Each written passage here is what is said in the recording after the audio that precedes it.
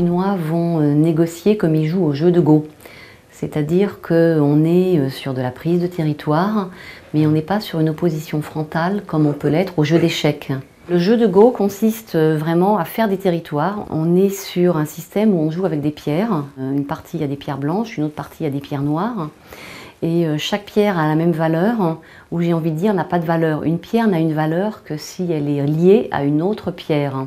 Donc on voit bien aussi la force du groupe, toujours dans cette société chinoise, alors que dans le jeu d'échecs, on a un roi, un cavalier, une dame. Et donc ça c'est une vraie différence qui explique aussi la force du groupe dans les sociétés chinoises. Et l'autre aspect, c'est prendre du territoire, c'est se développer en prenant du territoire. Et contrairement au jeu d'échecs où l'objectif c'est de tuer l'autre. Donc on est sur une négociation de prise de territoire avec la possibilité de prendre du territoire en étouffant l'autre.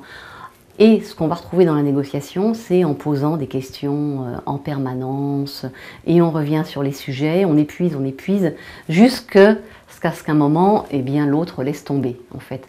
Donc on est sur un épuisement beaucoup plus que sur une confrontation directe.